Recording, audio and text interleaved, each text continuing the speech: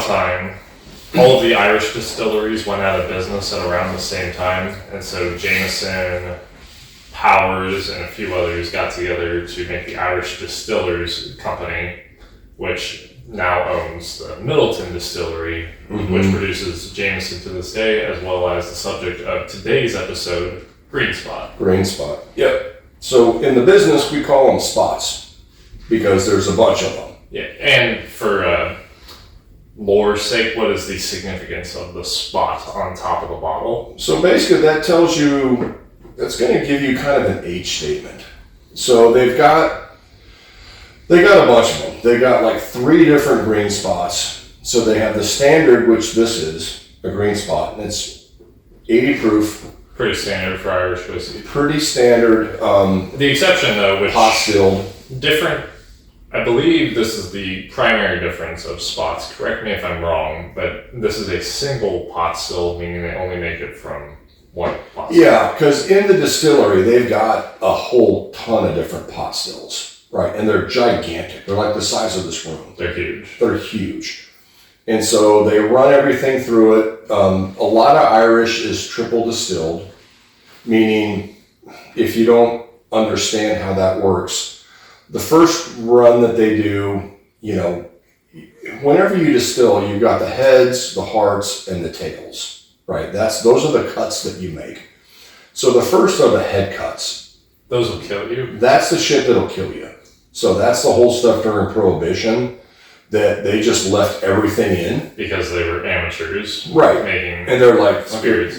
Fuck it, let's just sell whatever we can. And that's why everyone went blind and or died. People would get blind or they die or whatever. So the heads will kill you. So the primary job of the distiller is to take that out. Right. So if it's the length of your fingers, so if this is the heads cut, the heads come out and then they get to the bottom, like that bottom knuckle, and then that's where you take the top part and you put it away.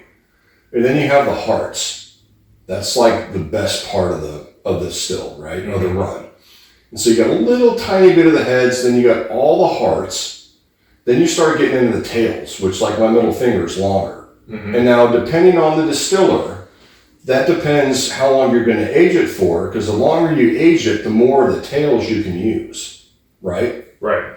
So if you're not going to age it that long, you're not going to use a lot of the tails, so you're going to go to the middle digit. Whereas if you age it for quite a while, you can use more tails. And typically in Scotland and Ireland, I imagine they use more of the tails because they age. Because they can age it a lot longer. Because it's colder, right? And they're using used barrels, and so you get in the barrel itself as you char it. So people don't know, when you get a new charred oak barrel, you have to char the inside.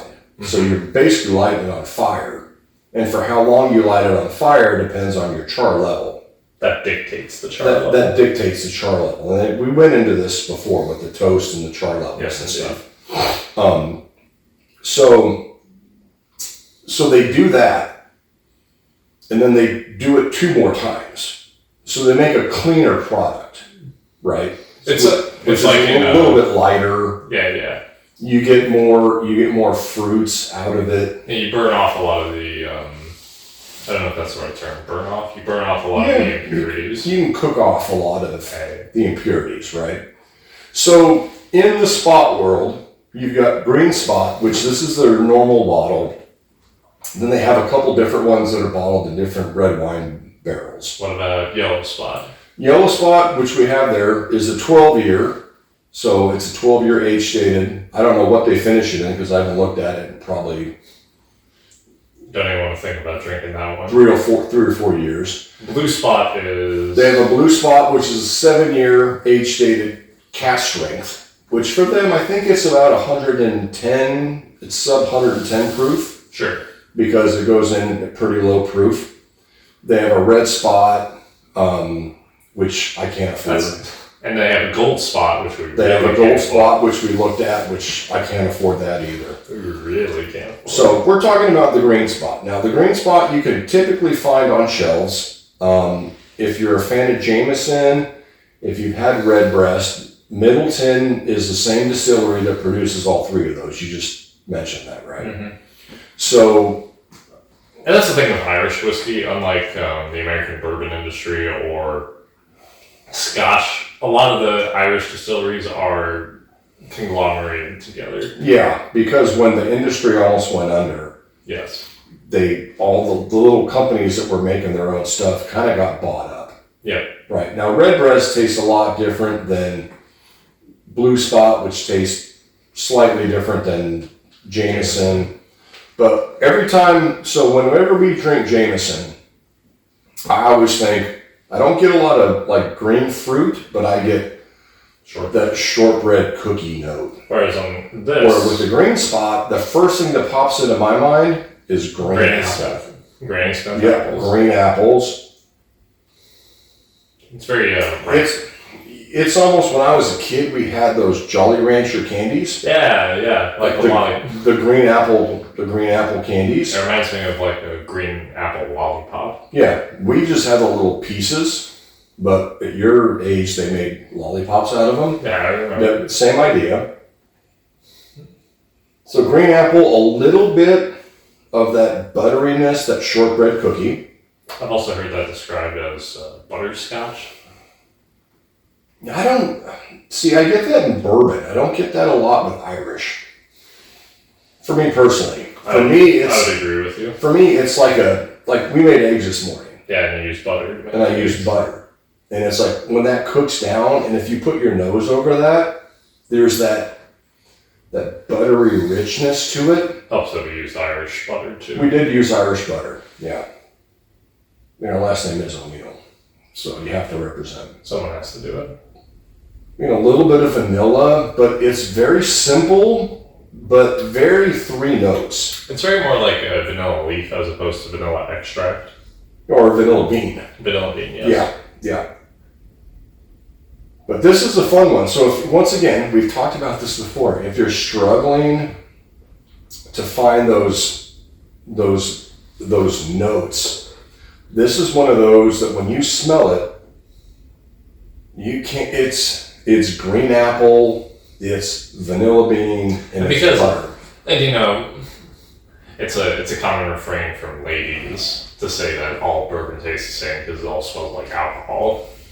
With Irish, it's very easy to tell that, this smells different than, say, Old Forester. Well, especially with this because it's 80 proof. Mm-hmm. So it's proof down to the minimum, right? So you're getting a big punch of flavor and a big punch of smells. And not a lot of the alcohol. Right, because a lot of the ethanol isn't in there because the proof's so low. But whereas in American whiskey, especially bourbon, with an 80 proof Jim Beam or 80 proof Jack Daniels, where they kind of smell, there's not a lot going on. No. Right? This, I almost feel like the nosing on this is more impressive than the palate.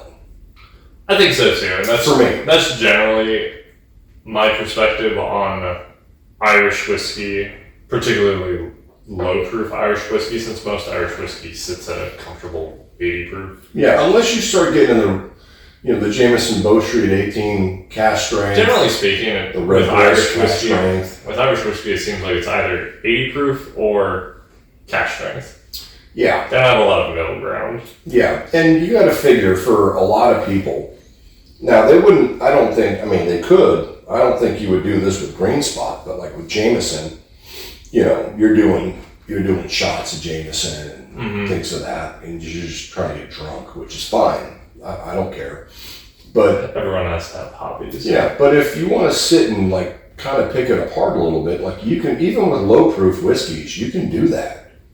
And if it's done right, like we did with the IW Harper 15, or the Mythology, the Hellbear, is that what it's called? Yeah, something like that. Hellbear. Yeah, or you can do like a bomb, not Bomburgers, but oh crap, what's the other one? What are you thinking? It's made by Michter's. Michter's? It's not Bomburgers, it's Shanks. Shanks? Yeah, it's a super low proof, but it's aged so well. I've never heard of it. Shanks? Yeah, I've had it once. How expensive is it? $100 if you can find it. Of course. But it's It's a very good low proof whiskey. There's a lot going on, so it can be done. It has been done. Yeah, it has been done. Like Tin Cup's a good example of a low proof. Yeah, that's probably my favorite low proof American whiskey or bourbon. Because they just, in Colorado, I don't know what they're doing, but I don't know what they're cooking there, but they do a good job.